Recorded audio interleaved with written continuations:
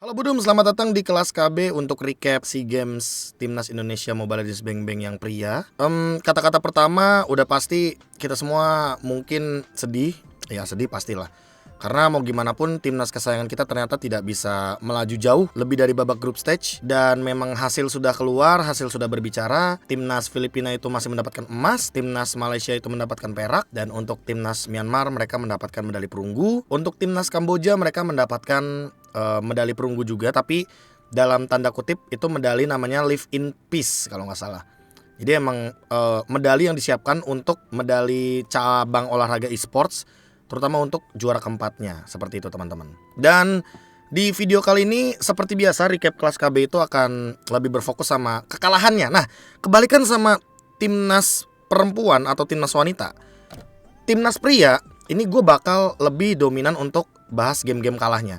Bang, kenapa game kalahnya, kenapa gak game yang lawan Singapura aja? Loh, kalau tim yang wanita kebetulan kan emang kita cari kenapa alasan mereka bisa menang. Karena hasilnya timnas Indonesia kalah, jadi kita cari celahnya. Kenapa bisa sih timnas Indonesia itu kita benar-benar bisa terkalahkan bahkan sama Kamboja. Mungkin kalau sama Myanmar ada beberapa orang bilang ya Myanmar emang kuat, tapi Kamboja semua orang terkejut.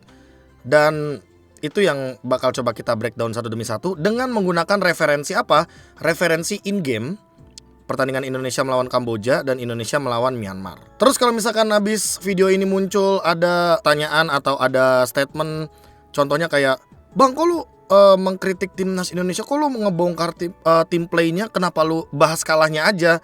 Ya simpelnya mungkin gue bayar pajak juga, jadi sepertinya gue cukup berhak lah untuk menyuarakan hal tersebut, ya kan? Lagian juga dari perspektif gua, bukan dari perspektif orang lain. Gua nggak pakai perspektif apapun dari orang lain. Gua nggak ambil perspektif dari kolom komentar. Gua bener-bener pure membahas gameplaynya. Jadi kalau begitu tanpa berlama-lama lagi langsung aja lah kita masuk ke dalam in-game-nya lah. Let's go. Yang pertama yang mau gua bahas itu adalah di game Best of One Series Indonesia melawan Kamboja. Jadi gini, di game ini kalau teman-teman lihat, ini gold leadingnya timnas Indonesia tuh udah jauh banget, 8,3k atau 8.000 gold difference di menit ke-12, yang dimana tentu kita di sini tuh udah unggul banget, jauh banget bahkan unggulnya bisa dibilang. Dan ini adalah 7 detik sebelum Lord dimulai. Kalau kita lihat dari komposisi timnas Indonesia, sebenarnya mereka sangat kuat sekali terhadap metode pick off. Mereka bawa Franco Kari yang dimana berdua ini bisa jadi combo instant pick off, ya kan. Siapapun yang bakal dimakan oleh Franco dan di burst sama Kari, bohong kalau misalkan mereka nggak tumbang gitu loh. Namun di posisi ini sebenarnya timnas Indonesia yang lagi leading, terus ada 7 detik sebelum objective Lord, mereka itu ingin melakukan sebuah metode clearing wave minion.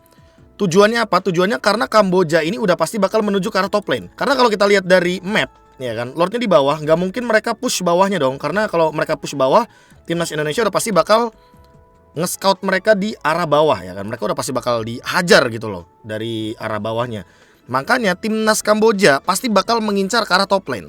Di top lane tujuannya di sini Franco dan Kari, Jabran dan Rahmat itu adalah mempick off atau menculik pemain-pemain Kamboja yang mencoba untuk melakukan split push. Namun sayangnya kalau kita play, ya kan, di sini mungkin mereka nggak expect kalau seandainya timnas Kamboja itu datangnya nggak cuma sendiri, nggak cuma berdua, tapi bertiga. Dan Rahmat itu agak jauh posisinya sama Jabran, sehingga pas Jabrannya ke pick off, ini menjadi point shutdown yang begitu mahal. Shutdown yang mahal, ditambah lagi rizkinya juga tumbang, dan Rahmatnya juga tertinggal. Walaupun keadaannya di bagian Lord, itu Gilang sama si Nelson dapetin Lordnya secara gratis. Cuma dari perspektif gua, ini dia snowball awal yang membuat Kamboja bisa comeback. Kita nggak usah bahas jauh-jauh pas high ground dulu. Nah, di sini dia. Dari yang tadinya 8,3k, ya kan, perbedaan goldnya, tiba-tiba mulai turun, pelan-pelan turun, pelan-pelan turun. Trade-nya itu cuma grok, ditukar sama 3 pemain dari timnas Indonesia. Worth it nggak buat Indonesia? Nggak worth it sama sekali. Karena di posisi ini sebenarnya timnas Indonesia, daripada mereka melakukan defense di arah top lane, itu ada baiknya mereka lebih ngegrouping di arah Lord. Karena dengan mereka berpisah seperti ini posisinya ya, apalagi dengan metode pick off yang dimana mereka itu harus lebih unggul dari segi kuantitas. Dan apalagi yang tershutdown adalah Jabran sebagai marksman utama yang dia udah keluar flicker, dia sampai dikejar, sampai di wild charge, di all in lah intinya. sampai sebegininya ya kan untuk menangkap Jabran dan mendapatkan shutdown lah poinnya. Tapi ya balik lagi, trade-nya nggak adil sama sekali, 1-3, jadi benar-benar kerugian lah buat timnas Indonesia. Alhasil snowball effect-nya apa? Dari sini Kamboja pas Lordnya muncul itu masih bisa untuk melakukan defense, bahkan melakukan perlawanan. Dari segi item aja, lihat Kari sama Beatrix bedanya 3000, tapi pelan-pelan dan perlahan-lahan menyusul gitu loh. Dari yang tadinya beda 8,3k, goldnya jadi 7,5k. Pelan-pelan banget pokoknya ini. Dari Kamboja tuh nyusulnya kayak pelan-pelan, step by step, dan mereka nggak ngelakuin kesalahan setelah itu.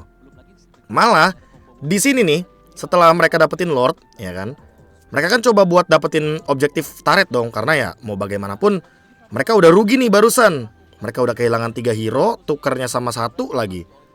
Mereka berusaha dong untuk dorong Lordnya, tapi alhasil Lordnya nggak didapetin. Lordnya nggak mendapatkan keuntungan apapun, termasuk turret objektif. Malah di sini tim fight secara paksa dilakukan, tapi memang Kamboja juga tarik ulurnya lumayan pintar. Rizky keluar naga, coba buat zoning, ya kan. Dapat 1 akhirnya, dapat Lancelot.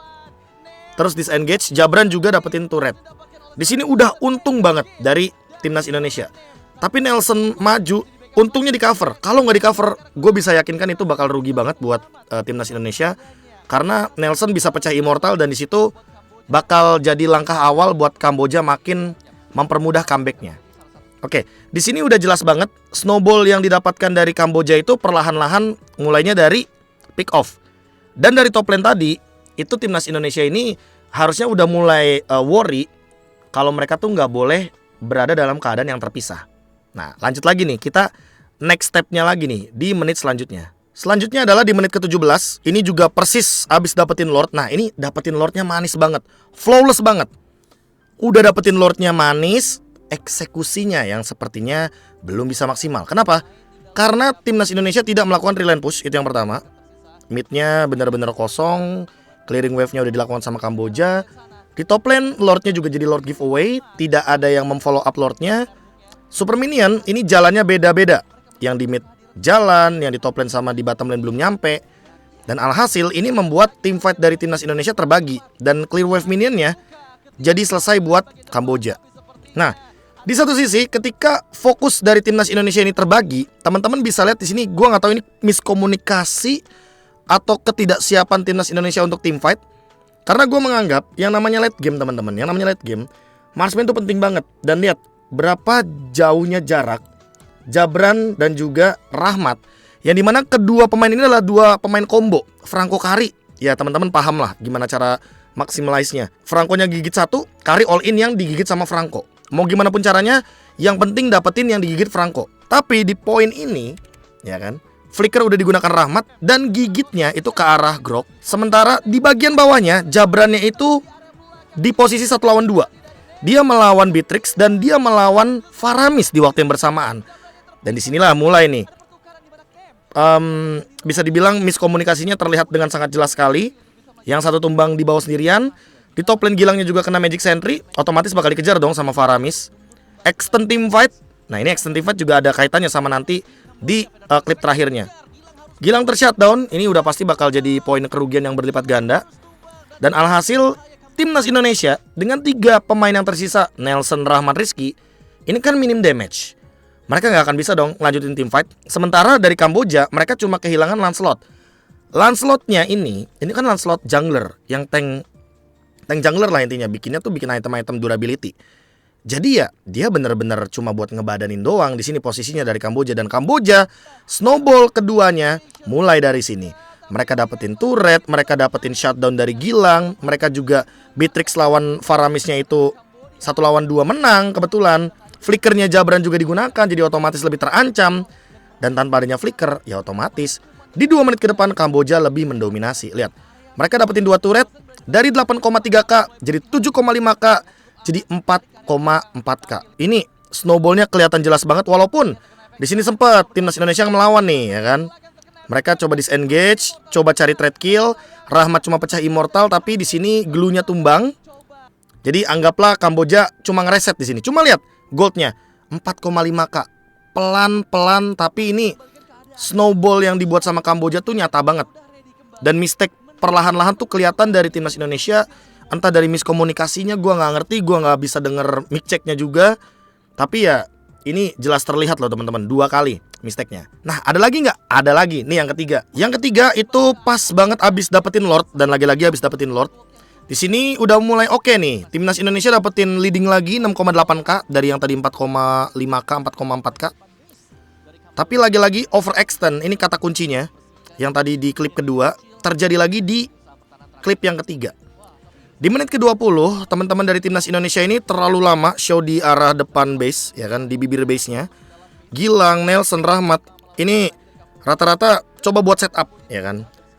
Dan mereka nggak clear wave minion, tujuannya jelas biar nanti akan ada 3 lane push.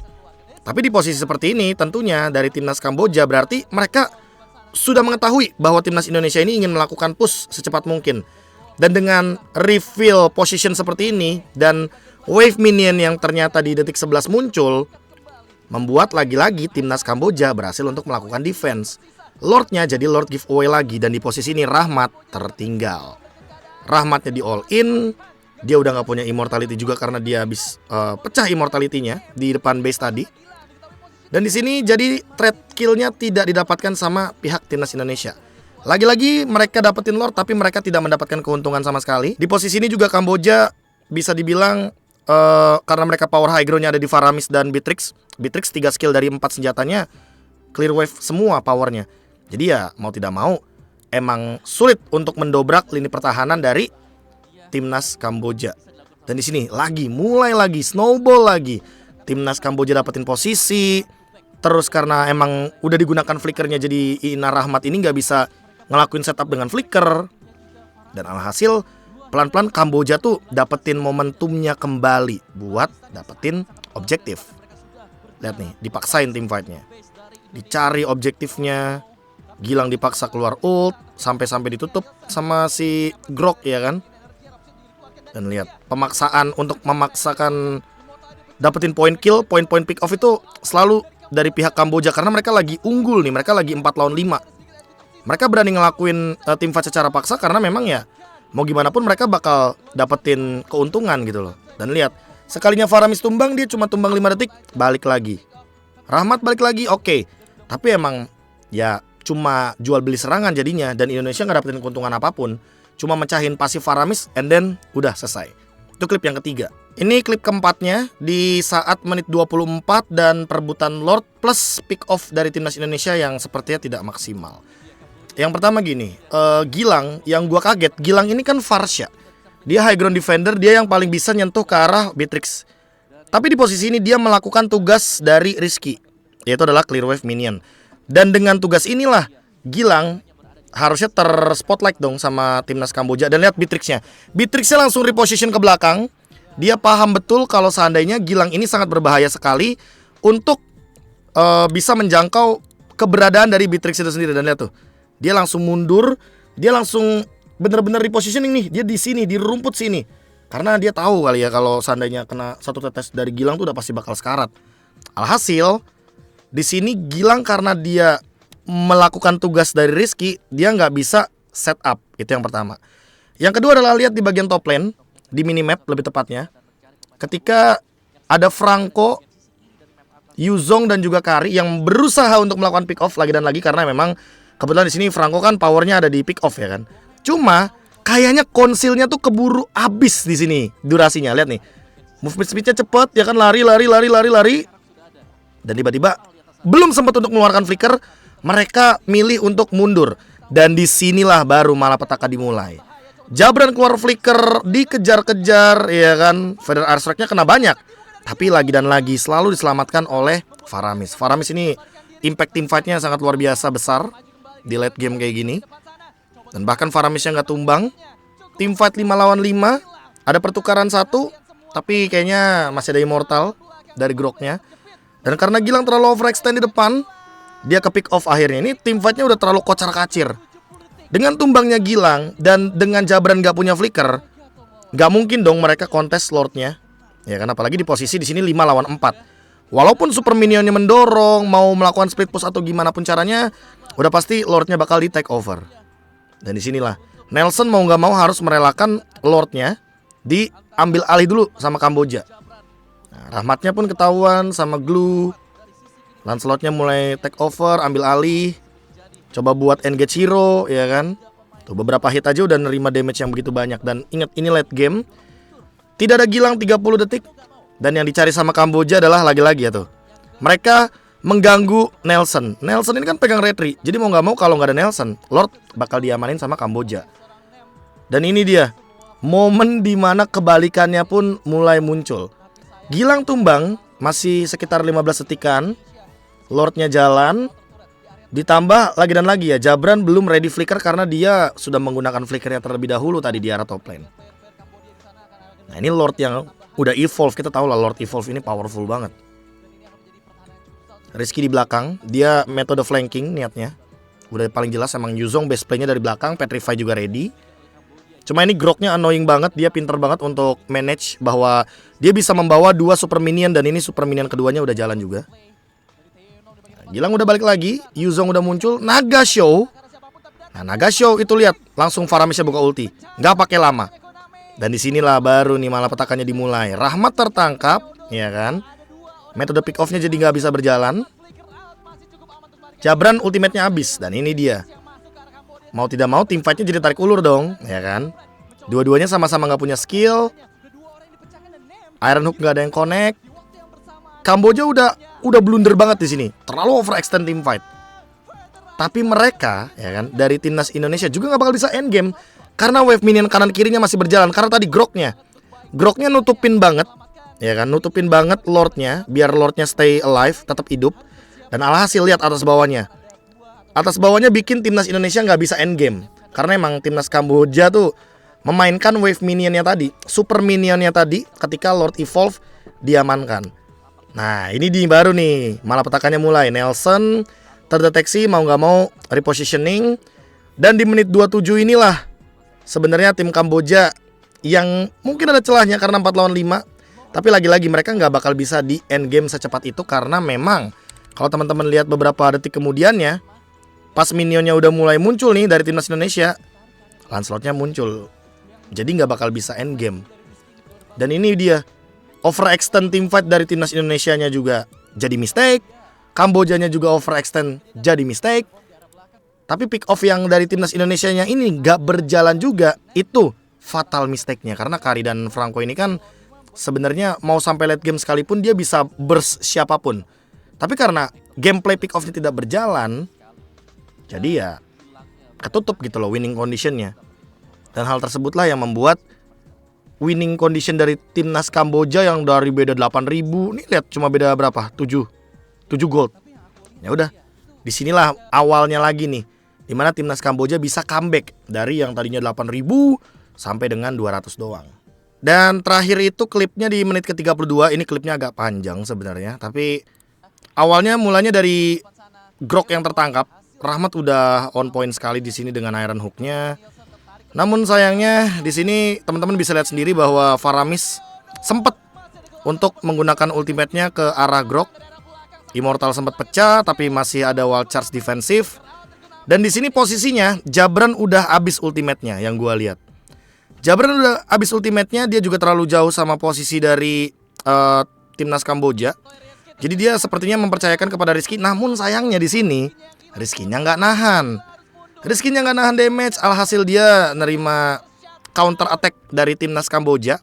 Dan karena minimnya backup, ya salah satu contohnya di sini Jabran kan dia bergeser ke arah depan sana karena melihat mungkin Lancelotnya di atas. Ada chance Lancelotnya bisa split push. Tapi di satu sisi Rizky-nya juga butuh backup.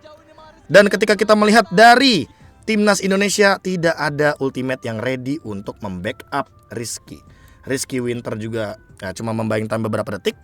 Ultimate-nya udah terlalu all in ke arah Grok. Sehingga di sini memang yang dirugikan adalah timnas Indonesia yang terpicu atas team fight yang dibuat sama Kamboja. Mereka semua terpicu, nggak punya ultimate apa-apa, nggak punya skill apa-apa. Alhasil Rizky tershutdown. Dan di sini juga malah petaka terakhirnya dimulai. Dengan Rizky yang tumbang 80 detik, tim fight dari Kamboja tentu lebih percaya diri. Mereka 4 lawan 5 posisinya. Mereka all in ke Lord, ya kan. Lihat cara posisi dari Kamboja buat nutupin Nelson itu benar-benar niat. 2 pemain dia kirim. Dia nggak takut flankingnya. Lihat, flankingnya Franco sama Kari ketutup karena emang wave minionnya tidak mendukung. Dan alhasil Lordnya jadi gratis. Dan inilah dia malapetaka keduanya. Rizky masih tumbang 45 detik. Nelsonnya ke pick off. Terkena all in. Winter juga nggak sempat untuk menyelamatkan nyawanya Nelson. Nelson tumbang, Lordnya datang. Dan 3 pemain tersisa dari timnas Indonesia untuk power clear wave minion ya, itu cuma ada di Gilang. Karena Jabran buka ultimate sekali, dia lebih baik mengincar ke arah hero. Nah kayak gitu tuh. Masalahnya dia kena zoning, glue, grok bersamaan. Rahmat juga di sini ngegigit, nggak ada follow up. 3 lawan 5 tentu kalah kuantitas. Jabrannya tumbang dan game jadi milik Kamboja. Lihat, dari yang awalnya Indonesia unggul 8,4k, Kamboja melakukan comeback sampai goldnya 8,1k. Artinya apa? Artinya Kamboja comeback 16.000 gold. Wow, 8.000 untuk mengejar ketertinggalan, 8.000 untuk leading dari timnas Indonesia. Yang harusnya timnas Indonesia itu mainin pick off, ternyata Kamboja malah yang lebih manis pick offnya. Dan mungkin itulah yang terjadi ketika kita berbicara soal timnas Indonesia melawan Kamboja. Kayaknya emang lebih banyakan buat breakdown di bagian Indonesia lawan Kamboja. Karena kalau kita berbicara Indonesia lawan Myanmar, gue cuma dapetin satu klip yang emang bener-bener momennya dapat banget buat timnas Myanmar. Dan ini game yang pertama kalinya kita mendapatkan kekalahan. Ya good game untuk Kamboja kalau begitu. Nice try untuk timnas Indonesia. Selanjutnya adalah ketika pertandingan Indonesia versus Myanmar. Di sini posisinya kalau teman-teman lihat, Indonesia lagi dan lagi sedang leading goldnya 3.800. Dan posisinya memang mereka lebih dahulu untuk melakukan setup. Di sini kalau misalkan teman-teman melihat dari komposisi hero timnas Indonesia, gue juga di sini sempat kalau nggak salah ngobrol sama Coach Razeboy, Coach Viel, Coach Mars kalau nggak salah. Ada Bang Duk juga. Dan mereka tuh sempat melihat Kadita ini kan di pick duluan, Minotaurnya baru terakhir. Kalau komposisi Minotaur itu menurut mereka itu lebih bagus kalau seandainya membawakan hero Area of Effect, dan gue cukup setuju. Kita ambil contoh mungkin Varsha atau Yves, karena memang jadi mainin Area of Effect. Kadita ini kan tipikal-tipikal yang burst, dan memang kalau kita berbicara soal Area of Effect, dia itu harus ngumpulin 3 pemain di satu titik baru Petrify-nya bisa efektif. Tapi di game kali ini kalau teman-teman lihat dari Myanmar, mereka juga pinter banget. Mereka nggak numpuk di satu titik. Mereka tuh berpencar. Mereka berada di tempat-tempat yang berbeda. Justin di mana, Naomi di mana. Dan teman-teman bisa lihat di sini ketika posisi Gilang terspill atau terdeteksi. Yang pertama adalah Gilang membuka map, karena jelas di sini dari Rizky atau Rahmat lagi berfokus sama setup Lordnya. Dan memang tugas dari Gilang di sini adalah memfollow up bush manapun yang dibuka oleh teman-teman dari timnas Indonesia. Rizky dan Rahmat ada di belakang Gilang, otomatis Gilang yang akan terspill terlebih dahulu posisinya. Pasifnya udah muncul. Jadi Justin langsung dong, udah ngeliat potensi nih. Sementara Naomi dia flicker defensif. Dan di sisi lain Rizky-nya ketahan sama Ken. Dan Gilangnya masih berada di posisi yang sangat berbahaya karena di depan dari Justin. Lihat, kena burst, beda satu level. Dan apesnya Gilang, Lordnya lagi muterin tridentnya atau senjatanya dia. Yang kedua, Rizky di sini emang punya flicker, tapi posisinya Rizky kena knock up airborne dari Lordnya. Gue bisa bilang di sini Lordnya berperan penting sekali ya bagi Myanmar, karena emang kebetulan mereka dapat 2 momen dari Lord tersebut. Tentu ya mungkin Gila nggak expect, tapi kalau misalkan Rizky mungkin dia udah lihat, cuma mungkin dia telat timing untuk flickernya. Alhasil dia terkena knock up airborne dari Lord. Dan Lordnya di take over sama Ken. Nelsonnya tertangkap.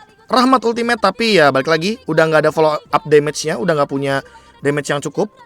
Dan Jabran mau nggak mau melawan Ruby Dede yang cooldownnya sangat singkat sekali, tentu akan sulit untuk bisa mendapatkan point kill tersebut.